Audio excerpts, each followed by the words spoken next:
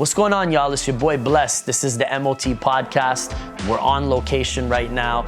Came to catch up with my man Play of the world famous production duo Play-N-Skillz, multiple Grammy Award winner in the building. This is our first on location shoot. Hope you guys enjoy. That's kind of our flavor. We were born, me and my brother. My brother is Skillz, my other half. He's more of a studio, rat. And you play too much. I'm the playmaker. Or you don't play. I'm the playmaker, Or you and I don't play. Yeah, I like that. From a little town called Irving, Texas, from inside of Dallas, from the south side. Got to be clear on that.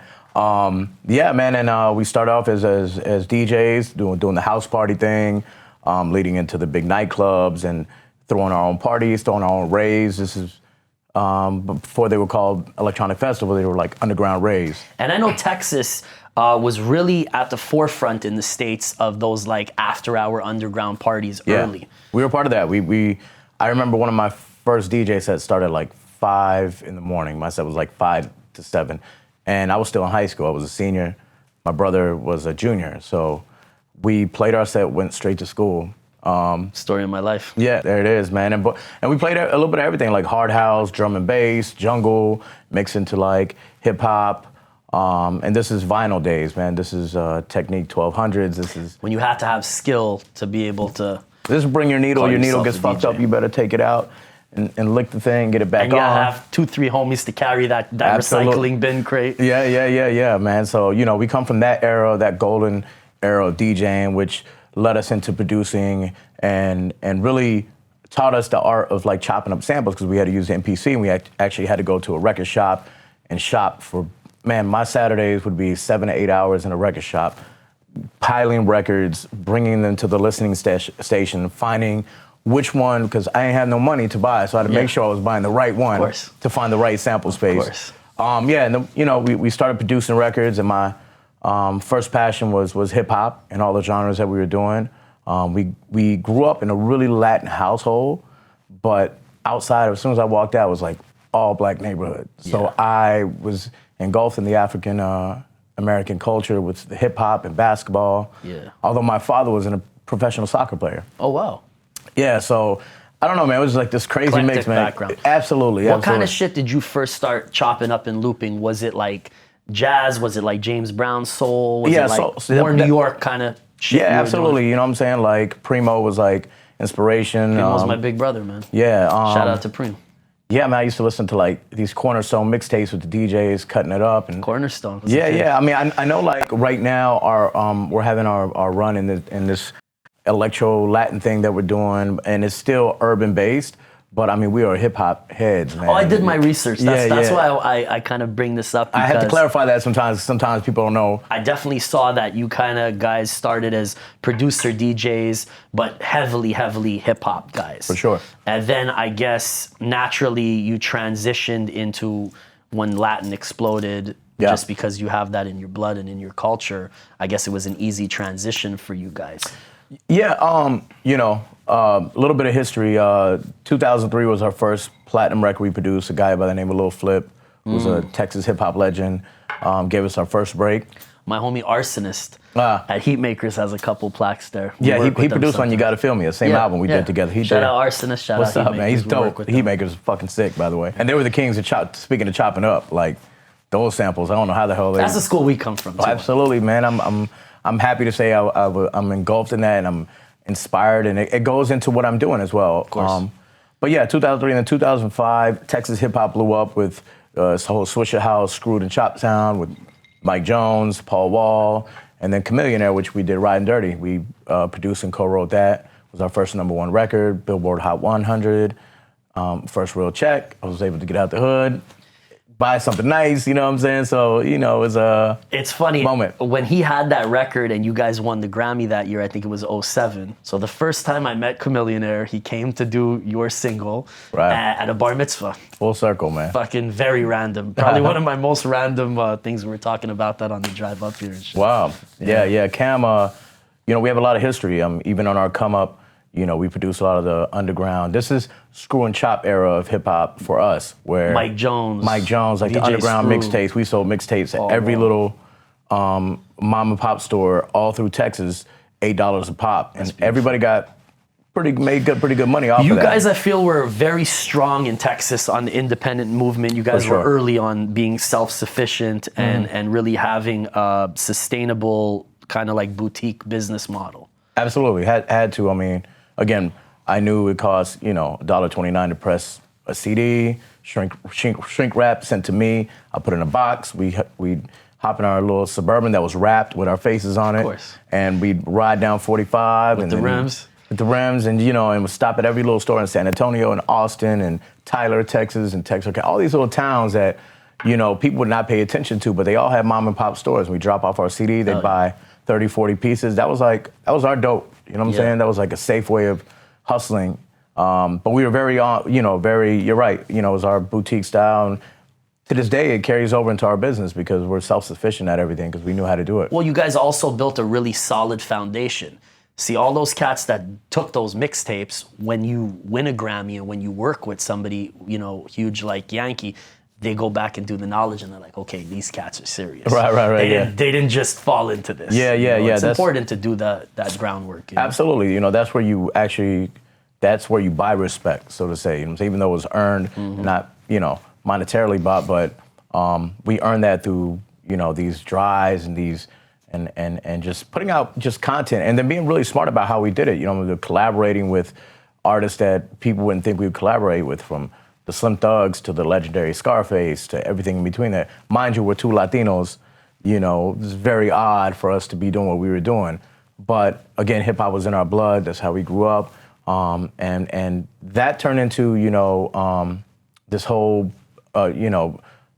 explosion of like the super producer at the time. So we found ourselves marketing our brand, Play-N-Skillz, and putting ourselves in a video, making sure we're one of the first producer groups to put our tag at the beginning of a song. Oh, wow. Yeah, the Play-N-Skillz is actually from MPC. I'm actually just hitting my own voice doing that, but I installed that into my record contract as well. When I did a producer agreement with any artist. You want to keep the tag. You must keep my tag on it. So I'm going to build my brand to it be the Bentley, the Phantom of the producer world, worth, $8 for us to produce a record. Not that we were any better than anybody else, but like anything, marketing. It's marketing. So that took us to Lil Wayne, Got Money, featuring T-Pain on the Carter 3, which was our second Grammy, our second #1, massive album, arguably a classic. In my book, for sure, a great moment in hip hop. And yeah, man, I mean, we just started getting placements left and right, working with all kinds of different people. And just always in the back of our head, though, I think we wanted to evolve and make this global sound because we were inspired by the electronic sound, by the Latin sound that maybe some of the other hip hop cats weren't. I saw what Flo Rida was doing. Pitbull's a good friend of mine. Pit called me one day, was like, yo, I just got back from Europe on this tour. Papa, we're doing this wrong. Like, we need to grab these global beats, and we need to do freestyles over these beats, and we need to live in the clubs. I mean, think about it. Culo was pull up. Okay, he just flipped it into some Spanish shit. Bam, bam, bam, bam, bam, bam. That was a dance record, and he did Mami and Negro. That's a classic Latin record. It's very genius because he would take whatever hip-hop record was hot, and he'd put an 8 or 12 bar Spanglish verse at the beginning, and all the radio stations that were rhythmic, leaning towards Latinos, would play Pitbull's version. Because it would resonate with the market. Absolutely. Very, very genius him. We, at the time, were like, nah, hip-hop. Like, we're on this hip-hop thing, and... Because we remember Pitbull from the mixtape era. Of course, and he when he used to have the jersey on. Yeah, he had the throwback in the braids. I remember seeing him in Florida and shit. We both had the throwback in the braids. He just cut his braids off for us, man. He was really smart and put a suit on. It was like, yeah, I'm like this Cuban suave guy. So he caught this wave, man, and then I started to see the success globally and started to see the game change. And really, for the Play-N-Skillz, man, as a producer around that era, 2009, 2010, there was a block on payment. There was a block on because the giveaway mixtapes were coming about, free mixtapes. So guys were taking beats and not paying the producers and making full mixtapes off of it, putting it up on the internet or selling it in the streets. And the producer was getting no back end, no front end. I said, this doesn't sound like a business I want to be in. So I really got, frustrated with that. And moved on to wanting to do electronic music because I had, from the very beginning, loved the idea of like electronic music. To me, it's so free, man. There's like no rules, man. You could just, that shit could be 34 bars, not 38. The build, the meshing of the music. What year was this around? What era are we 2011, 2010, 2011. I linked up with David Guetta. Strangely enough, somebody at Atlantic Records called us to write hip-hop lyrics and hip-hop chorus over an electronic sound. Yeah. Because we were really good at making like pop melodies with urban lyrics and making these massive hip-hop songs via Riding Dirty and Got Money. And the key to that, which I'm sure you'll agree, is having that balance where it sounds authentic, where it doesn't sound cheesy, right, where it's just that right balance that it's palatable for both scenes, right? Absolutely, and I think that that's the challenge. Yeah, but you know, if you live it, it's not as hard. It's my everyday slang, it's my everyday life. Absolutely. So they brought us in to write Flow Rider Records, and I met David Guetta, and he played me this track, which ended up being Where Them Girls At. And we wrote the chorus for Flow Rider, and Guetta was like, no, it's a David Guetta record, man. This is gonna be David Guetta featuring Flow Rider. And Skillz vocals actually on the song. He's singing a bunch of the background vocals and everything else on it because they just left the part of the reference. Yeah, I mean, Riding Dirty, Skillz sang the original demo of it. Wow. Yeah, Got Money with T-Pain, Lil Wayne. Because to me, Skillz. that record was heavily the chorus. Yeah. The beat was fire, but that chorus is what made genius it stand out from all of And not to take it with discredit Camillionaire in any way. No, he's dope, but he changed some of the lyrics on it because originally it was like, they see me smoking, I'm rolling, they trying to catch me riding dirty, but he didn't smoke and he don't drink. That was my line. Because I smoke and I drink. Yeah. So he changed the lyrics. Anyhow, we got brought in to do that. Guetta, presented the record to Nicki Minaj. And Nicki Minaj had not done an EDM record yet or anything that poppy. She was just spitting at the time, and he called me, he's like, yo, what do you think about Nicki Minaj on this record? And I was like, fuck yeah, let me hear this. And then when I heard her like sing the chorus and this melody, I was like, wow, this is gonna be like next level. So that was our first big break into that world. And we continued to work with the Afrojacks. And then at the time we were being managed by LMFAO's manager, Ian Fletcher, who put us on the road, took us on tour with Red Foo and LMFAO. We toured all of Mexico, then we went to Australia, went to Dubai, and I was like, yo, like, I'm missing the fucking memo, because music outside of the States was like...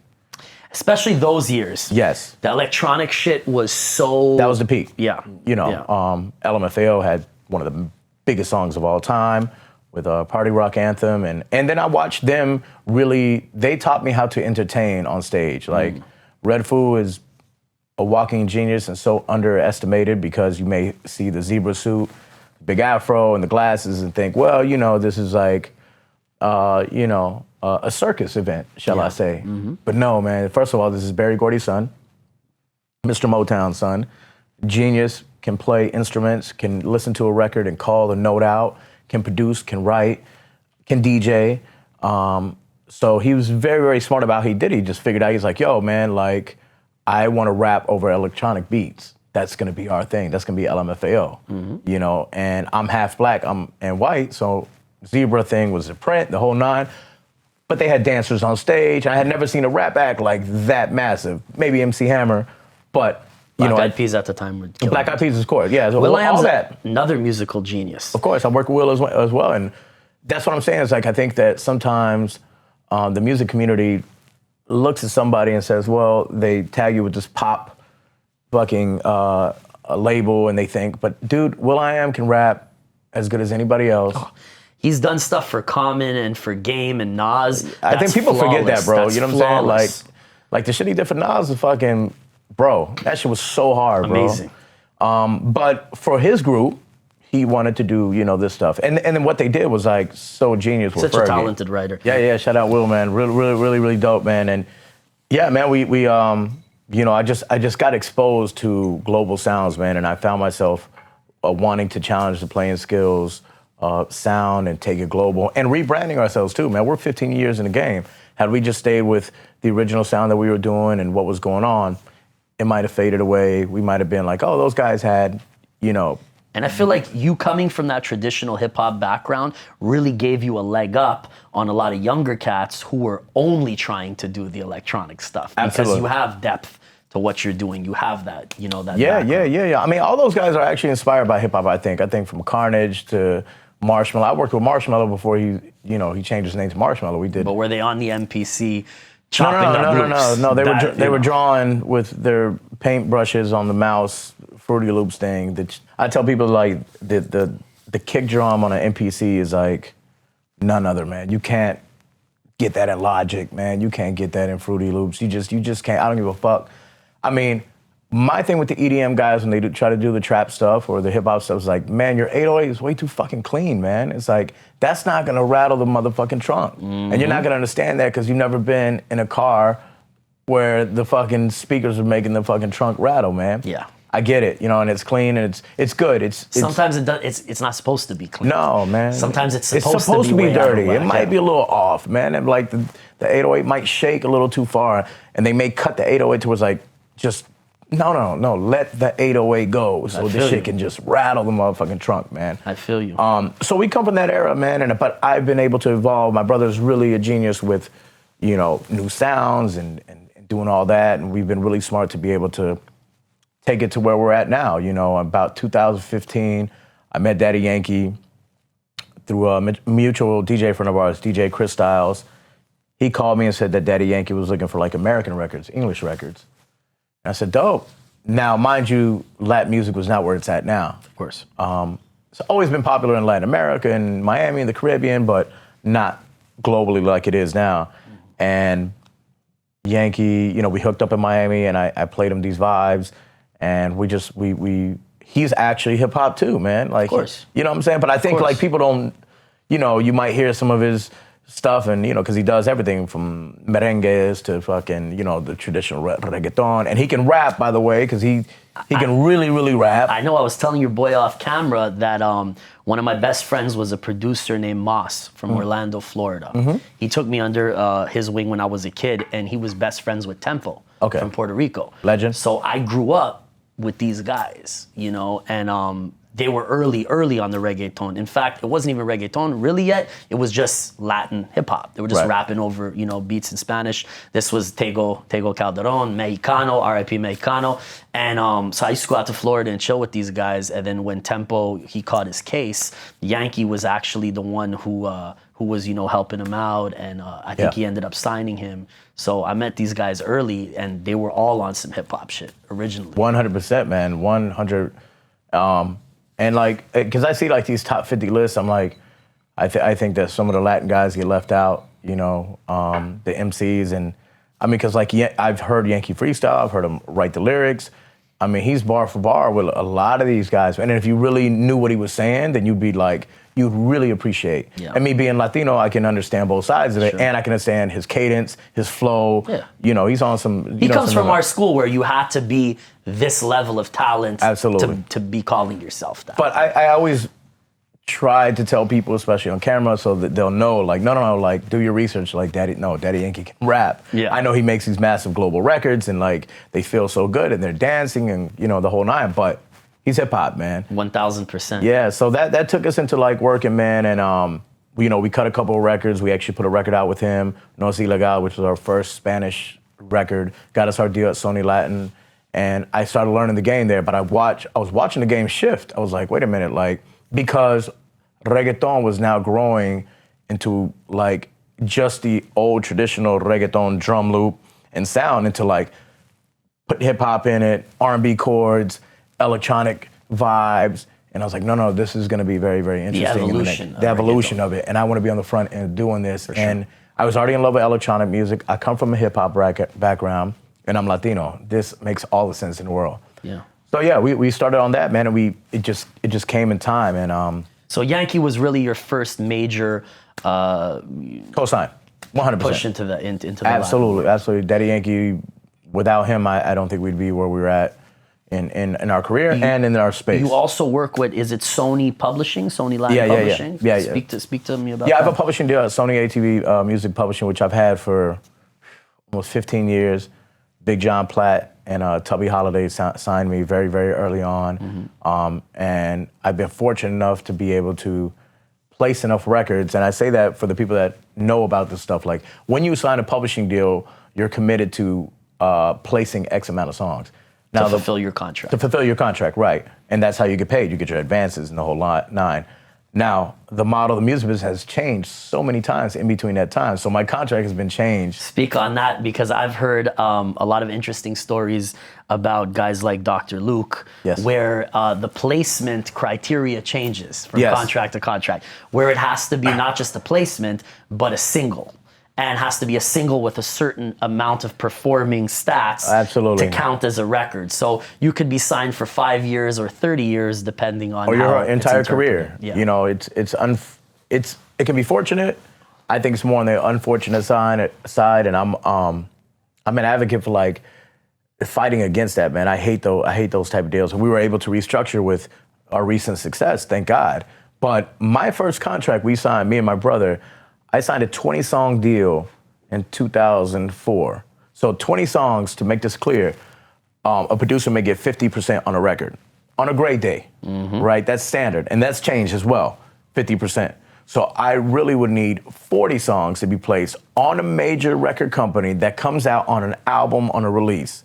40 is not easy. Fuck no. 40 sounds like a very big, successful catalog of a 25-year career. Absolutely. For some people. And we did that in 4 years.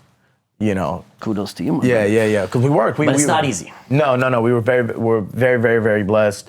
But we also learned the game, the publishing game, on how it really works and how you really get paid.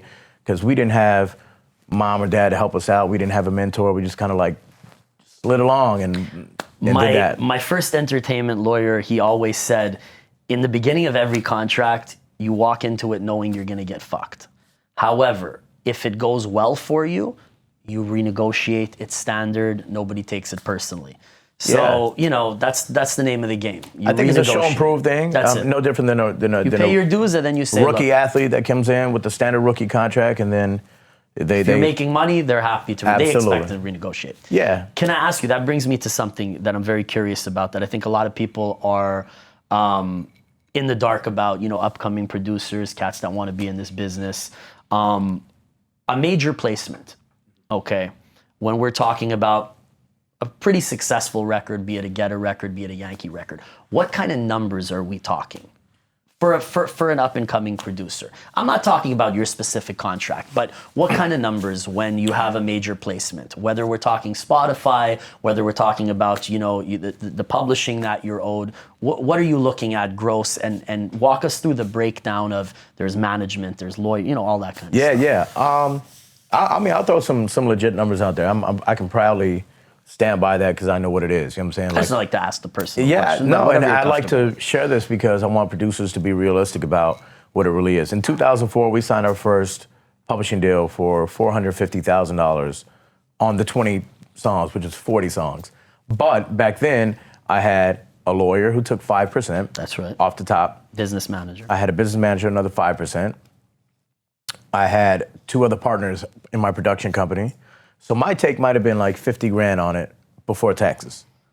So put that into perspective. I thought I was making $500,000. 50 grand, I'm really taking home 35, 36,000. Regular job, your salary. Right. Yeah. But I still have to work like an animal. Like an animal to get my 40 songs with my brother.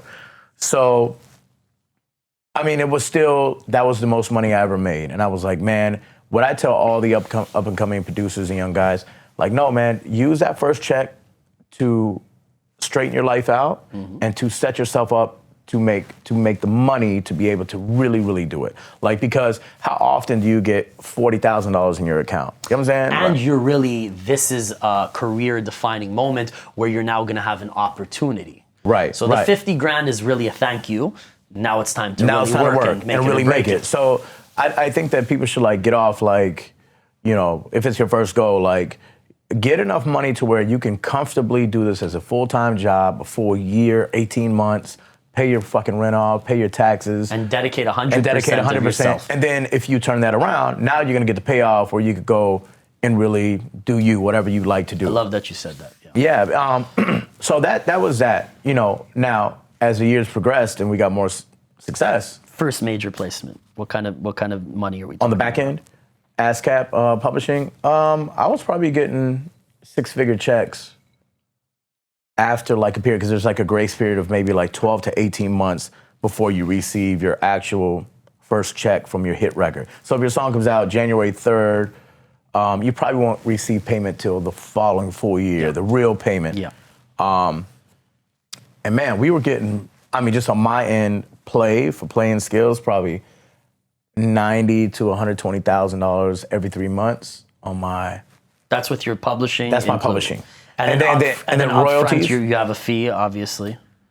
Yeah, my fee at the time probably during Ride Dirty was 50 grand. And you split that with Sony ATV. No, not on the front end. We kept On the back end. our production fee. That. Very good. That's good. Yeah, yeah. That's fair. That was. They only took our publishing. We're partners only in publishing. So your bread and butter was the advance, Absolutely. and then you guys split on the back end. Right. They took a small percentage on the back end. So these are records like Riding Dirty, shit like that. Absolutely. At its peak. At its peak. And you know, they did very, very well. That was life-changing. But I didn't know, you know. I mean, bro, I'm so comfortable saying this because, and I share this because I don't want anybody to make these same mistakes. Like, man, I remember getting my first publishing check for Riding Dirty. It's $89,000. And this one, it was mailbox. Now it's like direct wire, and you can see every little fucking number by the minute. Thank God for technology. Back then, you were just like, waiting on that check. I open my mailbox. I'm like, wow, 89 grand. I call my brother. I'm like, yo, you should be getting this as well, because we got the same share. Yeah. So he made it. I literally went to the Cadillac store and bought a brand new Cadillac XLR for like $70-some thousand and went and bought 2 jet skis. And I mean, I have nothing. I was gonna say, it doesn't sound like a great idea. No, it's a very dumb idea. I mean, I share that because you get so excited about that. You know what I'm saying? As a producer, and you think, oh, this ain't shit. I got way more coming in. Yeah. But what people don't realize is like your residuals and your back end money, they start to slow down. The next one might be more, depending on where the period that you got paid for. But it'll dwindle down. It will dwindle down. But I was spending like it was never gonna stop. Yeah. And I was in the middle of my run and everything else. So that was like a terrible idea. Doesn't happen anymore. And luckily, you've had quite a few bigger successes. Thank God. Thank God. Yeah, yeah. You know what I'm saying? So can I ask you, how has, whether it's the payment structure or just in terms of, is it more or less lucrative now with streaming versus in 07? Talk to us about, you know, what you're feeling with the Yankee record versus with the Camillionaire or the Wayne. Is the cake bigger? Oh man. Or, you know, I don't know all the way yet, but I'll tell you, I think it's evened out. But there was a period about 2009 to about 2014 where definitely the money was like, it was not the same.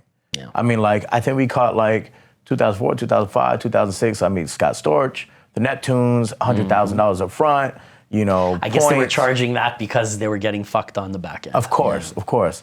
But I think it's evened out, man. But let's be clear, Spotify, man, I mean, to make the penny, it costs more than the penny you're actually going to get paid on. Yeah. I mean, it's ridiculous. What do you figure a song like Con Calma or any massive pop song even nets from Spotify? I would think 3 million, but you probably got to spend 1.5 at radio to get it there.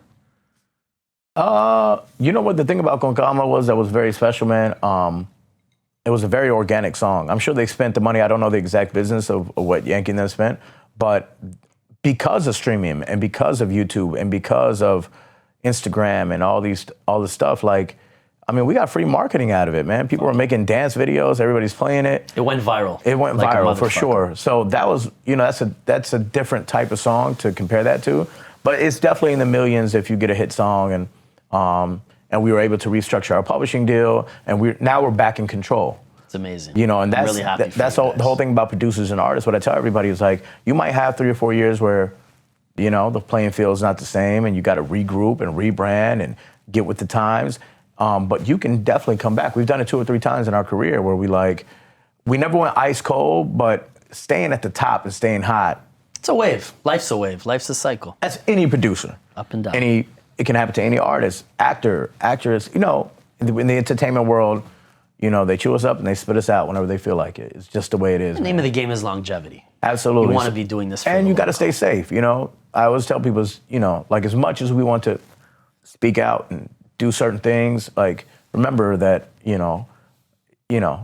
we can be held accountable for all this stuff. So if you want longevity in the game, you got to understand this is a business, this is ran a corporate. I don't care how independent people think they are, we're really not. It still has not got to that point. I think in the future one day, we'll be able to say, hey, anything to do with Play-N-Skillz, go to Play-N-SkillzMusic.com. Yeah. You want to buy our music, you want to watch our video, this is the only place for you to get a source of our music. But it's not there. No, absolutely not. And I think a common misconception is now people seem to think, oh, well, everybody's independent, but they don't realize the same guys that were the gatekeepers at the major labels are now at Apple Music, Grooves, YouTube, and In Grooves, and streaming, and all the streaming platforms. Absolutely. The same guys who are running those companies are running, Can I ask you, according to my brother Snow, Yes. you guys were the ones who kind of put the idea together for Con Calma. Facts. How did that come about? Like, how did you say, I'm going to flip this Snow record and reach out to Snow, pretty much out of the blue?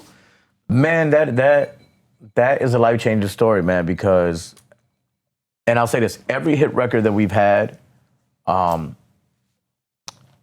wasn't supposed to happen. I mean, like, Riding Dirty was the last song on Camillionaire's album. The very last song turned in 2 days before it went on the album. Was never going to be an official single, and Charles Chavez, who was our business partner, who found Pitbull and Baby Bash and Frankie J and us, and Camillionaire was managing Camillionaire at the time, forced Riding Dirty to go on there. He serviced the song at radio, and it became a hit. But it was not supposed to go on that album. Got Money was recorded by Capone and Noriega. Wow. Plies. Shout out to Nori. My dog.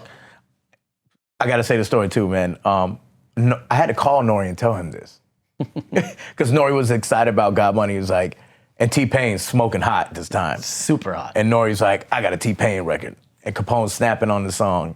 I'm like, yo, Nori, I got these Wayne vocals yesterday. This is like a month before Carter 3 comes out. Wayne's the hottest human being on the planet. And Nori Blessing is like, yo, son, go get it. I'm sure that's what it is. Nori's old school. I'm sure he understands.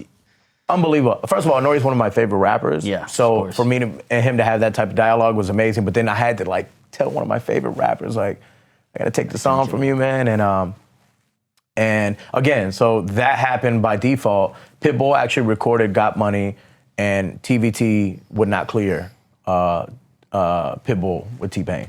So Pitt was like, yo, find a home. And I get a phone call one day from T-Pain's manager, like, Wayne's putting this on his album. And I'm actually praying to be on the Carter 3 because every producer wants to be on this. Yeah, that was a grail record that year. That was the biggest, I think that was the biggest record in hip hop that year. For sure, 100%.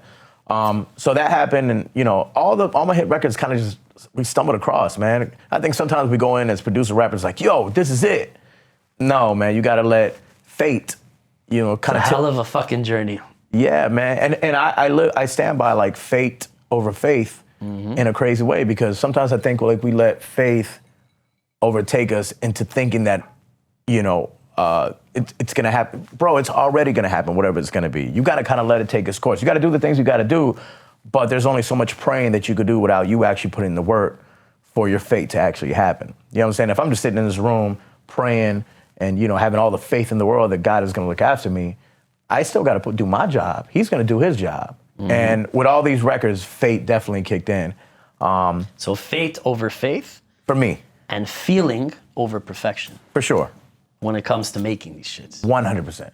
And there's no way, because they'll try this fucking formula, 3 minutes and 5 seconds, 8 bar. Nobody knows. Bro, we don't know. It's all about the frequency. We're tapping into random shit. Yeah. Some resonates, some doesn't. Yeah. And soul, man. I still live by, like, I think all hit songs hit your soul in a cheesy way, a gimmicky way, a great way, a message. Real art has to evoke emotion. Yeah, either way. So anyhow, yeah, so Con Calma, it takes me, Con Calma, and I was in the studio one night in LA, working with my team, and one of my writers started doing a freestyle, and he was like, Con Calma, da-da-da-da-da, and I was like, yo. That's it. I love Informer, bro, but we gotta really flip this, man. And I play Informer in every one of my DJ sets. Get out of here. Yeah, all the way up to now. It works universally, right? Absolutely. It's always worked. It always will work. Always. Vegas, Miami, all around the world. It's one of them songs. It's a timeless song, and I always loved it. I thought Snow's delivery was amazing. I can never rap along to the song, by the way. Snow's a genius, and I think I said this when we had him on the show. You know, he's an old friend of mine, but like beyond all that, just like artist to artist, I always felt like he was so talented and so ahead of his time that people compared him for a lack of better comparison to whatever Marky Mark or whatever was at the time. But this guy ain't no Marky Mark. This Hell guy no. is a world-class talent. To this day, nobody can even duplicate what he does. And salute to you guys for bringing him into the fold and putting him on it, because I know a lot of producers and a lot of people in Yankees position wouldn't feel that they need to. Yeah. But I think it just made this record and this whole story even more epic. The energy was right. You know? We had to do it like that. And it's really international. Absolutely. You got Yankee, you got you guys who are American, and then you got Snow who's Canadian. It's, Right. you know, it's a great story, man. Absolutely, man. And the you know, so yeah, the freestyle was happening. I was like, we were working on 2 other songs, and I was like, yo, everybody stop. Skillz, give me a reggaeton loop right now, 94 BPM, or 90 was the time. We did at 90 BPM right now. Pop, cop, cop, cop, cop. And I told my guys to go in there and just do the freestyle. I don't care if the lyrics are right. Just say, Con Calma. Fuck it, the lamp looks great. I don't know what the fuck, whatever. Just do this. We still don't know what he said. Right, you know what I'm saying? And I said, I want to play this for Yankee. It's 4 in the morning in LA. I waited till about 7:30, 8 o'clock in the morning, Puerto Rico time. I knew he was in Puerto Rico. He's a morning guy. I said, I'm gonna FaceTime him. So I FaceTime him like, yo, I got the next one, bro. You don't understand. I'm excited, everybody. And I play him shit in the studio, you know, over FaceTime. And he's like, wow. He's like, don't touch that. Nobody can have that. I'm getting to LA in a week. He was doing a show at Staples Center. So Correct. Said, yeah. Yeah, so he wanted to record. He had back-to-back sold-out nights in LA at the Staples Center. And the second night, he was like, I want you guys to come to the show. But right after the show, I want to go record Con Calma. And I'm like, dude, like, you're going to perform for 2 hours and a half. Voice is going to be finished. He's like, no, let's do it. I said, oh, yeah, all right, cool. So I go to the show, and he fucking rocks out. And he texts me literally right when he gets off stage. He's like, I'm on my way to the studio. I'm like, well, fuck, I got to go through traffic. He beats me to the studio. Nobody. His driver and him goes into the studio this midnight, and we record the first version of Con Calma. And we knew, we were like, wow, this is going to be legendary. Massive. Massive. So we went through the process of doing that a couple times, and then it came to the Snow thing. And whose idea was that? You or Yankee? It was collective. I think it was like the hip hop in me that said, let's reach back. Let's reach back. You know what I'm saying? Like, I always love when people flipped records, like Puff Daddy was the king of that, Jermaine, and like, you know, all, you know, just hip hop. It's authentic when you got the when you get the original. You know what I'm saying? But, yeah, I feel like in hip hop, the version would come out, right? And then the remix would have, like Ashanti did it with Biggie, you know, on Foolish, and you know, I can go on and on in the stories of hip hop where like you come out and then the remix of the original. So I was infatuated by that. But it turns out that Daddy Yankee is a huge Snow fan. That's what I heard. Like massive. I mean, he you know, he was reciting Lonely and like these, he's like, no, my flow. He's like, look at one of my early videos. Like I'm mimicking one of Snow's video. And he showed both videos. It's amazing. And I was like, wow, this has got to come together. We didn't know how to make it together. We couldn't find Snow. I didn't know what was going on. You know, I kind of read on the net some crazy shit, and I was like, oh, well, this ain't gonna fucking happen. Snow can be hard to find sometimes if he doesn't want to be found. And true story, man. I don't know the chronological order of how this happened, but I know that me and Snow talked through Facebook. Like, his real name came up as, like, sent me a message. Darren O'Brien. Yes. And I said, man, is this really motherfucking Snow, man? So then I messaged him, and I was like, well, call me. So we got on the phone, and it was Snow. I was like, yo, like, I'm trying to cover your record, bro. This Daddy Yankee's like, send it to me, let me hear it. So I sent it to him, and he was like, this is dope. I've never really cleared this. You know, I don't know how many people have tried. I'm sure many. Mm-hmm. But Daddy Yankee snapped on this. I gotta do this. That's what he said to me. He goes, listen, man, I know Daddy Yankee's huge and everything, but if the music isn't right, I'm not interested. And he's really one of those guys who, like, if you don't know him personally, like, he's the most down-to-earth guy, but it's all about the music. Snow's old school. I sure. respect that. I love that. I do, Most too. people would have been like, Yankee, I don't care what it sounds like. Let's do it. It's going to be good. And there was no denying Yankee, because Yankee smashed it, of course. That's what he said. He said he was really excited when he heard it because he felt like he killed it. So he was like happy. And that's my thing about flipping records, man. You know what I'm saying? Like, if you're going to, especially if you touch a classic, you better do just as good or better. Absolutely. Than you flipping a classic. Daddy Yankee put his own vibe on it. Absolutely, which was man. so dope. So months passed by we had so many arrangements on the song, man. I mean, at one point, it almost looked like Snow wasn't going to be on it. And Yankee was pulling for where we were, and then, the publishing and this and that. MC Shine was a part of this as well. Oh, wow. Yeah, so, there was a lot of layers to go through to properly do this and put this out. Meanwhile, Despacito's fucking banging for Yankee. He's on the biggest record of all time. Doodah comes out, and Yankee's on his, third, fourth win. Stage is set. But right before Doodah comes out, I hit him like, yo, what are we doing? For me, I needed Con Calma to come out to stamp myself in the Latin business. And so I was just praying that this was gonna come out, man. And time just passed. Doodah came out, and that lasted a whole year. And I was like, damn it, man, when is this coming? Then I get a phone call October of last year. After the many, many arrangements that we went through it, he sends me a file. He's like, this is it. October, we're coming January. Wow. I was like, I knew it was gonna be a massive record.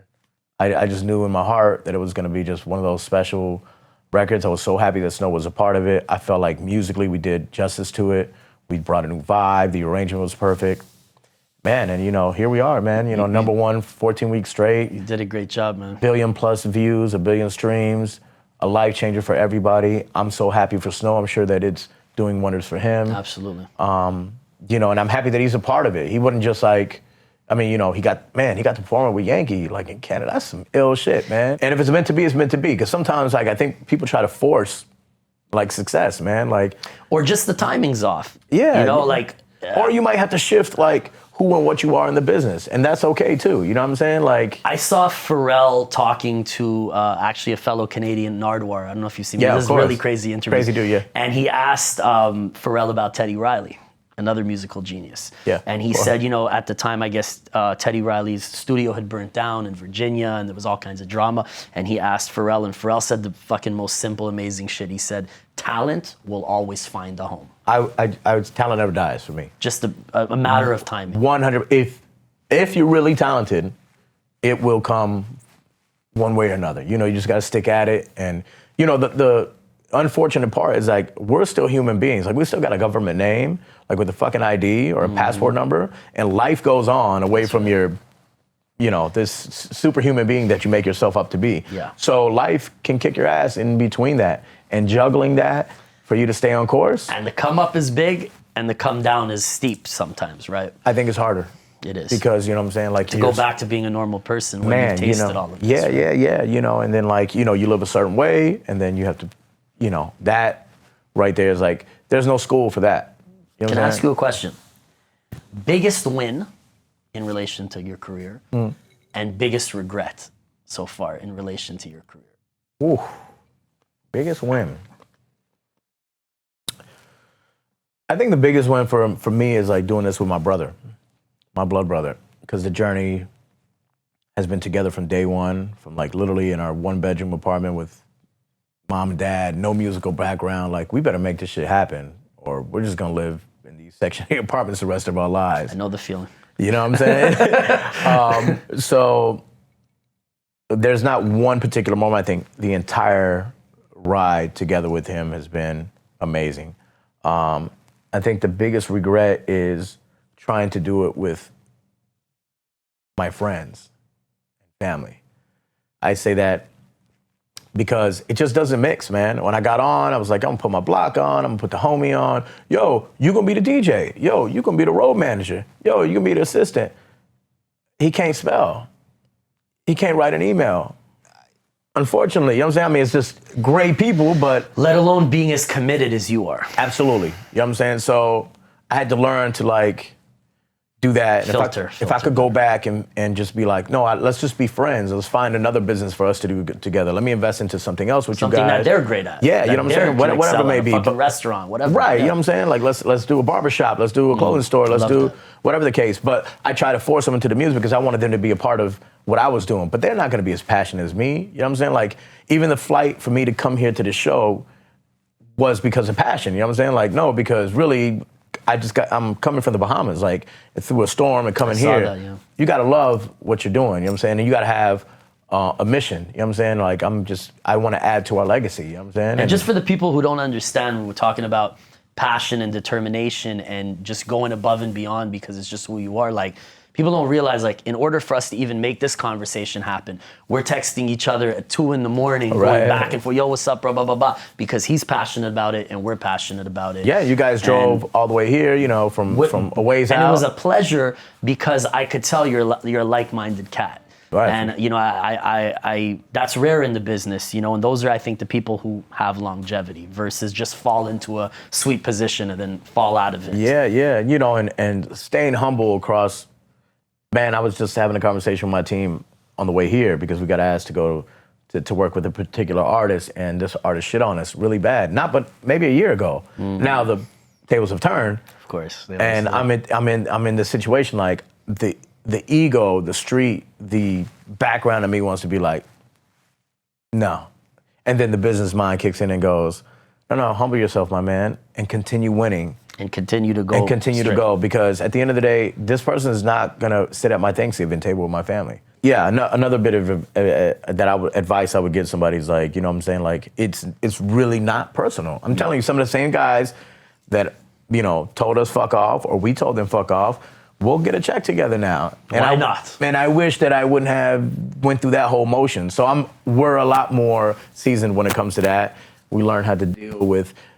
Man, look, man, even like when I'm playing a DJ set, like today, I may play the DJ set. The proper thing for a DJ before another DJ is not to play their hit song or anything too crazy, right? So that you won't burn the DJ. Of course.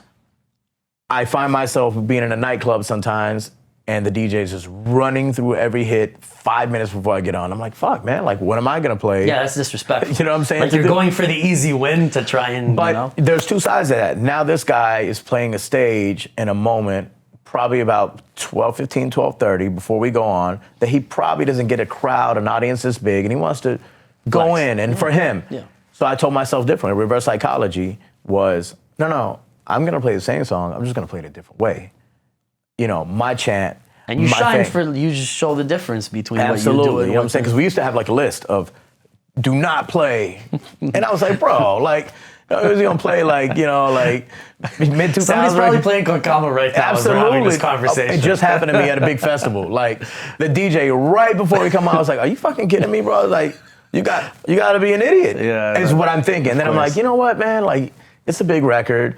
He wants to have his moment, you know, cool, no problem. Let him So breathe. again, you know, the humbleness in that is like, yo, man, like, I can't stop what somebody else is gonna do. I just gotta worry about what I'm gonna do on stage and, you know, worry about me and my brother's business, man. And we've tightened our circles down, man. I would tell anybody, man, as much as you wanna put your friends on and your family and everything else, that will dwindle down. Look at anybody in the history of music and look at them at their end of their career, when they are solidified who they are. I don't care who it is, Luda and DTP, Jay and The Rock. You know what I'm saying? I can go down the line and their shit has dwindled down and is completely different than their very beginnings, because, you know, we want to do that, but that's really the wrong thing to do in business. It's not that they're bad people, they're not qualified to be a manager, because they can't write an email. And it's not nothing bad. It's just like, nah, fam, you dropped out in 8th grade. You know not what I'm saying? qualified. Like, you're not qualified, my G. Like, how about do something else for me, man? Here's $100,000, go open a restaurant. I don't know, whatever else, man. Keep your circle small. But I can't have you write my email, because now you fucking. And I don't know why my business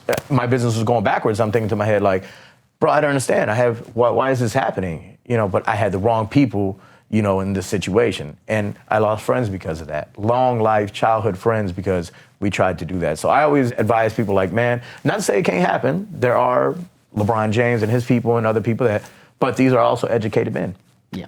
It's a big difference. So, you know, making those decisions in business is what will equal your longevity. Make sure the people in your inner circle are competent to play their position. Absolutely. And if so, it's even better. That's right. But that's just the sometimes, bonus. I mean, More likely than not, man. It's gonna be very rare for you to like grow up with a group of people, come up and it just is really hard.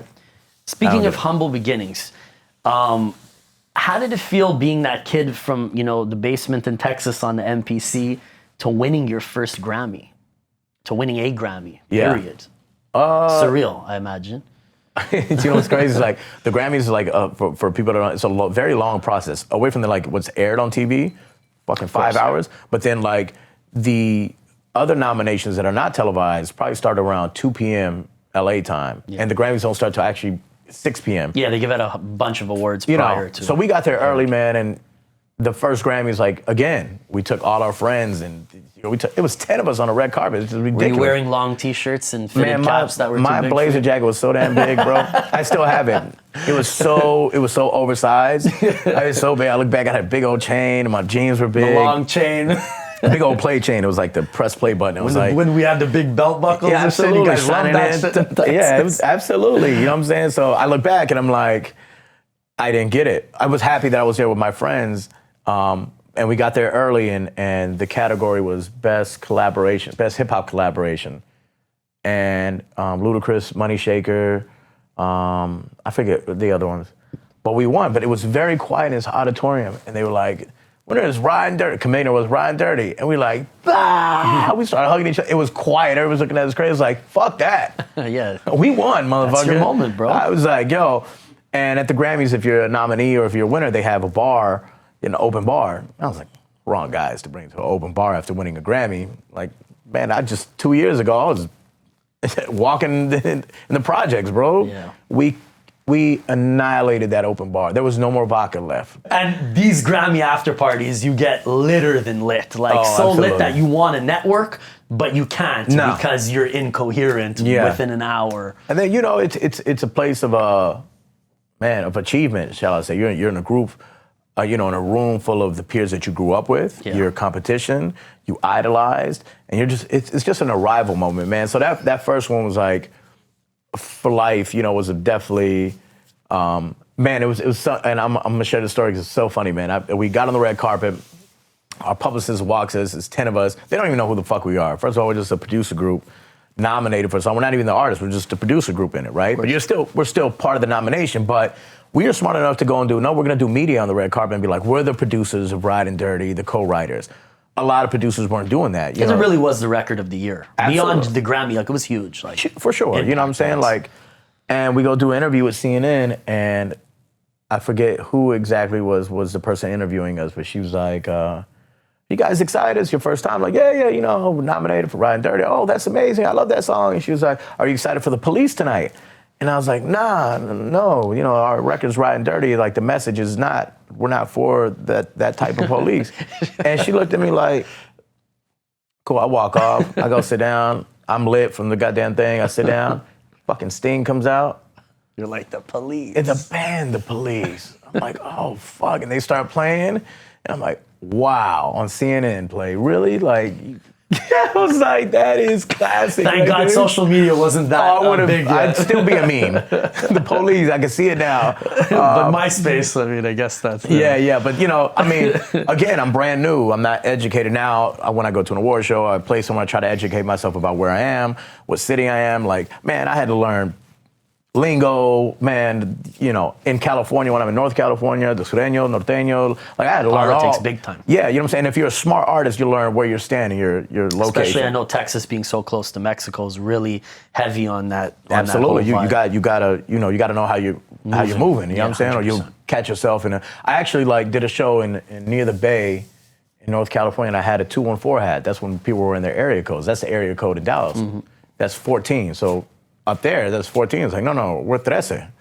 Like 13 is like some gang shit. So a guy with 4 goons walks up at the stage, he's like, hey, Holmes, take that off. I'm like, nah. I was like, for what? He's like, no, you got to take that off, homie. Like, you're in the wrong place with that. I was like, no, it's 214, like my area code. Look at my phone number. He's like, no, take that off. We get it. Oh, you're not leaving. You're not going on stage. I was like, all right, cool, no problem. And I was like, man, you know what? From here on out, whether it's award shows or I try to educate myself with, as much information so I know, what I'm getting myself into. But man, that Police moment was like epic. epic, embarrassing moment. But I can, like I said, man, when you get to a certain point in your career, you can laugh at making mistakes financially, making the wrong moves or everything else. It would suck if like that was my only moment.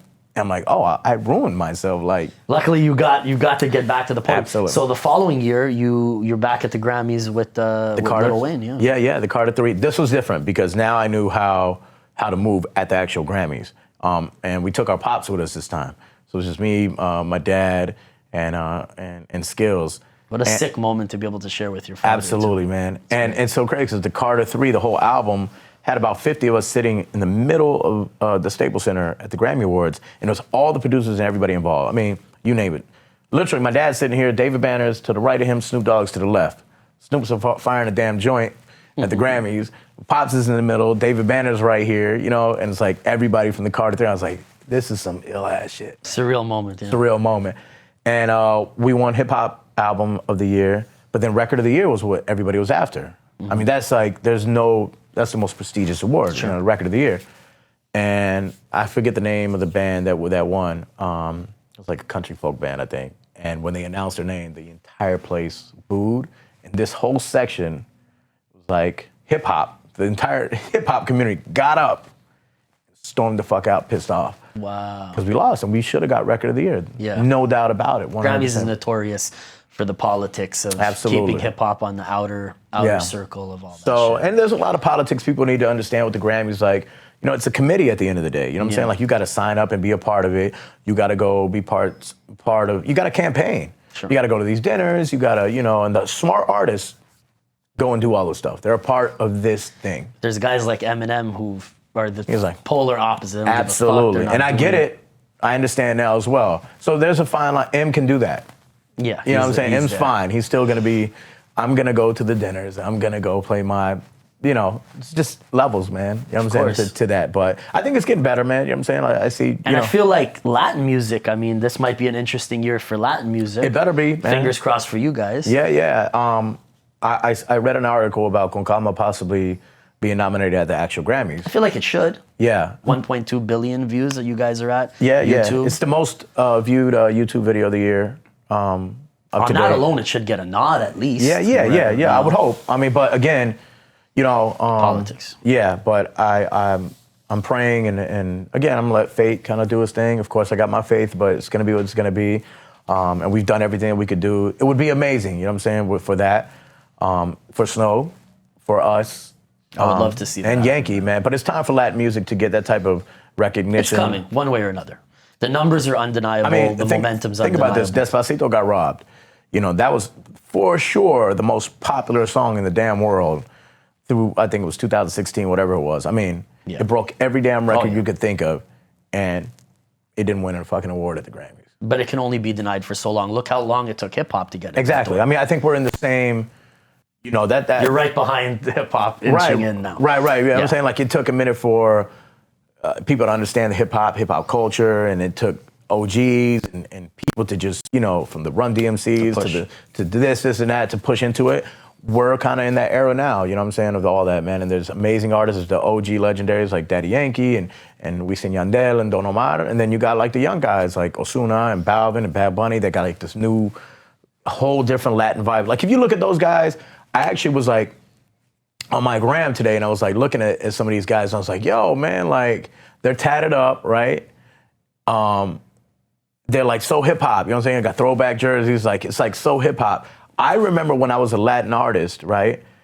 And I did that, and they were like, you're trying to be black. And people are afraid to talk about this, you know what I'm saying? But I'm not. I'm like, no, you're trying to be black. Like, you're Latino. Like, why are you trying to be black? And like, why are you doing black music? I'm like, no, I'm not. I'm doing hip hop. Hip hop has no fucking color. What do you mean? Like, well, I feel like even like what we were talking about with Snow, it totally relates, where sometimes you're so ahead of your time that there's nothing legitimate to relate you to, right? And it goes over people's heads. And it kind of like made me feel a certain way about it because I'm looking now, I'm like, these guys are all doing the fucking same shit we were doing. All the young guys, and then they're getting all the credit for like, but it's great. I feel like we knocked we helped knock that door down. We were part of that whole thing. And luckily you have a nice stake in that. Yeah, for being sure. at the forefront in that. Exactly. And being humble about it as well. 1,000. Let me ask you, what's next for you? What's next for Play-N-Skillz?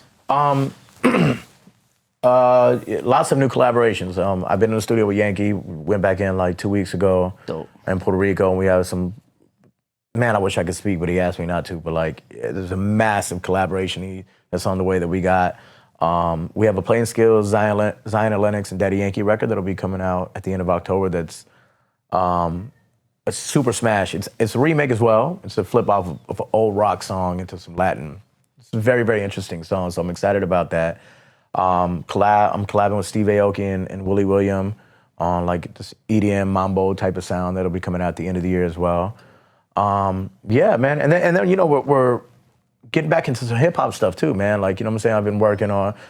I don't want to feel left out of that thing when it's such a part of us. You know what I'm saying? I feel like I'm waking up just going. And I'm like, no, I need, you know, boom bap. I need fucking 808. I'm like, you know, and so that thing and that hip hop, you know. So we're starting to, you know, we're gonna go sit down at ATL and work with quite a few artists on some stuff, man. I've been talking to Bun B about doing a Play-N-Skillz Bun B project. Legendary.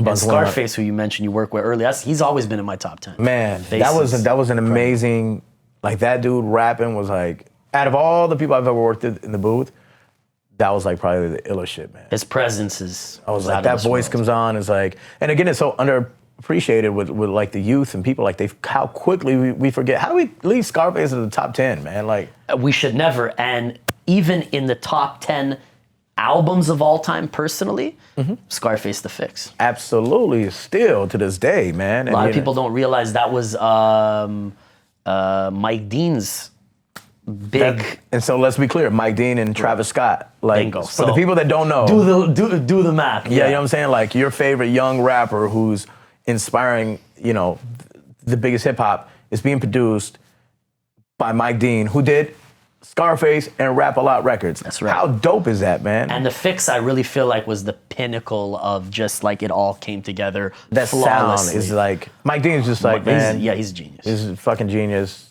And again, you know, look at that guy, how he's rebranded and evolved and like, yo, man. Scarface the Fix sonically has nothing to do with what he's doing with Travis and what he's done with Kanye. Absolutely. But it evolved from that. Absolutely, and man. it all comes from somewhere. And I think that's dope, man. And we should take notes. And every time I speak, I try to big that up, man, and do all that. And I think platforms like this, these podcasts, man, is like the new wave of like, because, you know, like the OGs and the guys that have been around for a long time, we're always like, man, like the youth is not educated. Well, because there's not platforms for them to like be educated on. Like, let's be real. Well, the radio station's not gonna stop and be like, hey guys, remember Scarface? And let's go deep. Yeah, you know what I'm saying? Like this, your Drink Champs, and I can go, you know, like. Shout out DJ EFN, by the way. Legend. That's the old homie. Yeah. I met EFN with Guru when I was a kid. We went to his crib and we touched down in Miami. We hosted a mixtape for EFN, and another guy who's been able to reinvent himself with Drink Champs and Nori, you know what I'm saying? Like, that's another whole platform, like, you know what I'm saying? Like, that was the whole point of this project. Yeah. I called it the moment of truth to honor my brother Guru. Yes. You know what I mean? He gave me my start, and you know, for me, I just wanted, like you said, to have a platform where we could kind of, you know, show what's behind the curtain and what's behind the scenes, and really speak to people like you who made these songs with their hands. Yeah, absolutely. And get to tell the story, because there's not even 20 seconds on commercial radio to have these kind of conversations. They're not, and then the radio interviews are so fabricated with like, you know, I mean, it's not even fabricated. It's like they don't have that type of, you know, freedom to be able to like go in depth, man, and all that. So I think like these platforms in the near future, man, they're only gonna get bigger, man. I think that more artists are gonna jump into this, and DJs and are gonna jump into like doing, because it's interesting, man. It's like the behind the scenes, how did it happen? I bet you a lot of people didn't know that Mike Dean is the same guy that 100%, you know what I'm saying? Like they do not know that shit, man. You know what I'm saying? It's mind-blowing. So we can't really be mad at the youth because they're not educated and they forget because they don't know. If they did, they'd be like, oh, that's crazy. That's dope. You know what I'm saying? Let me go download the Fix right now. Absolutely. I don't think that it's like totally on purpose. Yeah. Because we want to blame them. No, man, they're just young kids, man. You know what I'm saying? We need more,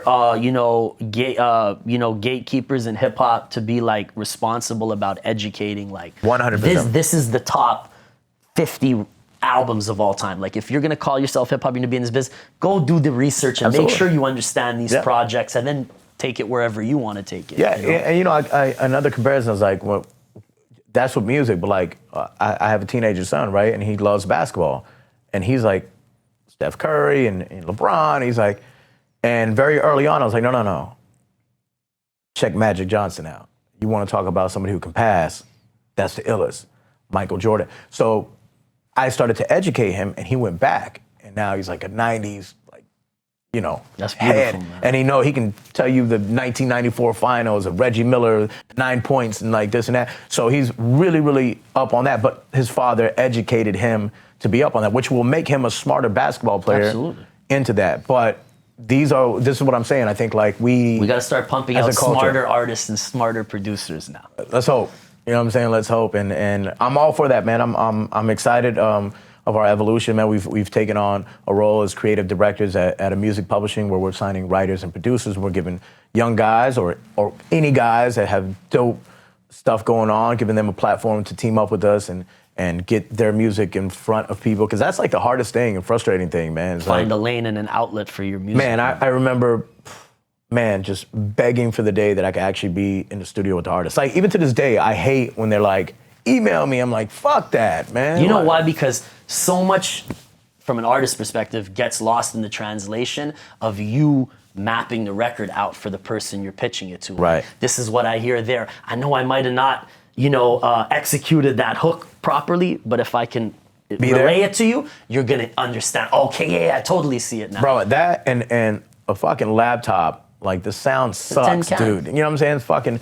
I know that I send artists sometimes they're literally like in a car on a plane, they're like hearing my music on a phone. I'm like, dude, you know how long that took? You gotta cue that fucking 808, bro. You're like, oh yeah, you had this for a year and a half before. It was, but yeah, it's all right. And I listened to it for 30 seconds. Yeah, it's cool. Yo, You're bro, like, it's my life, bro. So I'm totally against I'm like, no. Let me. Where you at? Yeah. You know, let me. Where you at? I don't care. Let's get in a car. I'll bring a fucking portable speaker to your goddamn room. Be like, at least hear the goddamn bang and hear my pitch. Because that was like what people don't understand for the Play-N-Skillz. Like that was like the illest shit about it. It's like, man, I'm the king of selling you a record. You know what I'm saying? I'm one of the guys. DJ Khaled is like the best, by the way.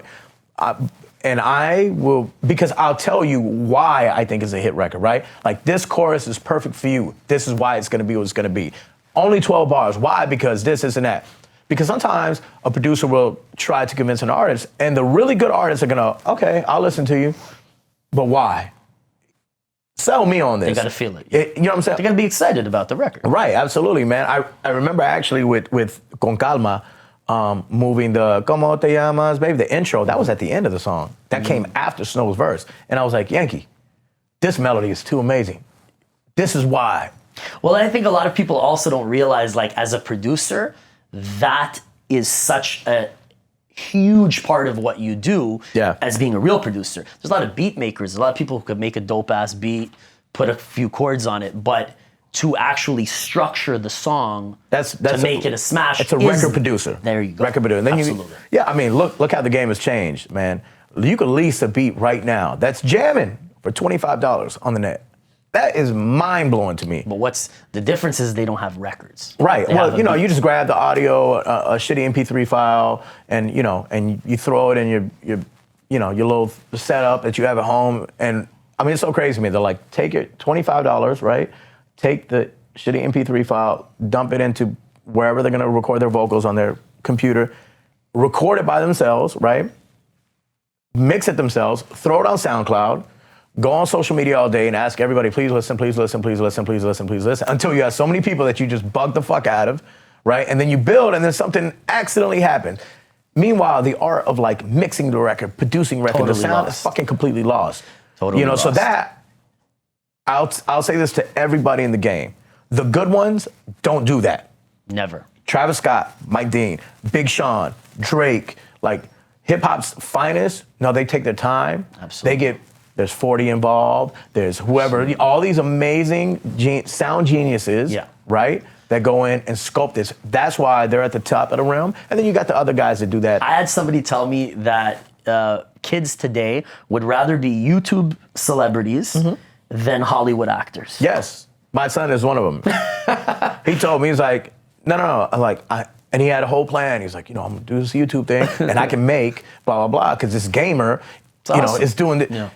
And then there is a model of that is a business. I'll say that. There are a lot of kids, a lot of, young people that are making a living being YouTubers, and they're really smart about doing that. Yeah. But let's not get that confused about the great artists that are in this world. I mean, we still have people that have amazing voices that should be able to sing and doesn't have to run it through fucking 25 Melodyne things and auto-tune. We still, no, let's protect that side of the art, and then we can still live in the YouTube world as well. You know what I'm saying? Like, it's okay. Well, no, we want that, because I like the 1.5 billion views that we have on the record. That's fine, too. Without YouTube, we wouldn't have 1 billion people watching our video, right? But, the video was done right. The record was mixed super right. And that's what a lot of people don't realize, that, maybe that viral success you're looking for has a ceiling if it's not, done properly. Absolutely. I mean, and then he thought this out, like, when am I going to drop this record? Like I said, 2 years, like, for us to figure out the perfect timing to release this record. Now, this record will be around 12 years. A lot of people feel like, oh, if I don't drop it in the moment, it's not going to be relevant anymore. It's not going to be hot. Well, then what type of song do you have anyways? Bingo. You know what I'm saying? Like, well, what are we doing? You're just riding today's wave. That's already old anyways if you did it. And you know what? That will get you exactly what New Music Friday and all this other. You click, you listen, and then you're out. Con Calma will be around, mark my word, another 10 years. Just like Riding Dirty's been around for 15 years. Got Money's been around for 11 years. Where Them Girls has been around for almost 7 years. Informer, 25 years. Okay, these are all songs that are very well thought out, and amazing songwriters, engineers, producers, artists, and this, like classic movies, they stick around. Why are people still watching Scarface? Like, it's not, I mean, it doesn't look the best, you know what I'm saying? Like, it doesn't even, there's sound bites that are illest. Okay, but you know what I'm saying? Like, it's just that. It's just ill. Right, you know what I'm saying? So I stand for that, and I hope, like, the youth and the inspiring people will be like, no, let's take advantage of being able to buy music software like Logic. It's like $300. Are you kidding me, bro? Then you can make beats for $300. I can buy a Casio keyboard for $300. Like, when I was figuring out how to buy a Triton and a fucking motif, and I was like saving, right, chord. You know what I'm saying? Like, how the fuck am I gonna get this keyboard? I'm so broke. $1,200. Like, oh my God. You remember $1,200, and now, like, that's just for the keyboard. You have to pay your dues to be able to attempt to call yourself a producer. Bro, there's amazing, I'm gonna give another gem, right, for all the producers out there. There's Splice, there's TrackLib. These are sites that you go on and you pay a monthly subscription, $7.99 to $9.99, and you have unlimited samples. Cleared samples. Cleared samples, sounds, drums. I'm talking 1 million plus in your bank.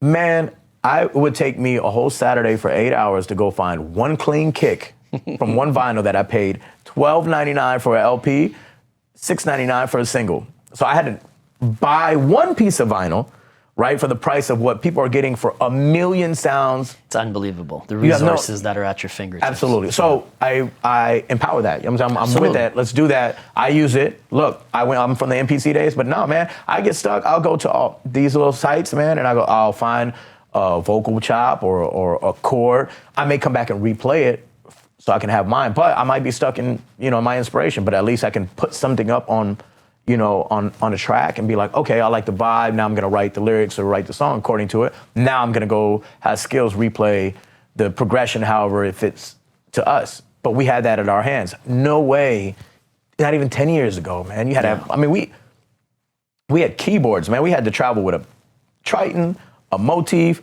a MPC box, to a studio session. Imagine that. That's crazy. Now, man, I could probably show up on my iPhone. You know what I'm saying? I can show my iPhone and be like, oh, okay, cool. I can literally, on GarageBand, throw the files in there. If I just need a quick edit and, like, make the edit of a track on my fucking phone, in my pocket. This is the truth, you know what I'm saying, about that. And I'm not against that, but then there's another side to that. Okay, you do that, and now we work smarter, with what's going on. But then the ending result still needs to be the same with the engineer mixing the record down. Doesn't have to, be on an SSL board or anything necessarily, because we have all the plugins in the world that mimic that without having to get the fucking $1 million board, right? And the big old space. Of course. But, you know what I'm saying? Still, go find the plugins. Go do the homework. You know what I'm saying? Go take, these masterclasses. Are you kidding me? Timbaland has a masterclass? Timbaland has a masterclass. Motherfucker, sign up. Yeah. That's the greatest. He's telling you how I make my beats. What? I wish. But you know what's sad? That there's so much at our fingertips that sometimes it's like a drop in the ocean. It can be so overwhelming, like, you know? Bro, and Armin van Buren had, when I was like the electronic, I was like, he's showing you how to do a trance build. Bro, because I used to listen and go, man, how in the fuck did he do that, man? Yeah. And now he's going, well, on this one, bro, are you crazy? Like, you know what I'm saying? So that's the world that we're in, and we're blessed, man. Let's take advantage of that, because now we're gonna, but let's reach back and take, you know, all the good art that people put, you know, so much time into doing, man. From the Motown to the early 80s pop. I love like the early 80s pop melody stuff. Fuck yeah. To you know, the early 90s real hip hop shit, Timeless to shit. the 2000s mesh of the hip hop and R&B to where we're at now. You know what I'm saying? Like, put it all together, man, and you will be that dope if you educate yourself to do that. You know? Absolutely, man. Play.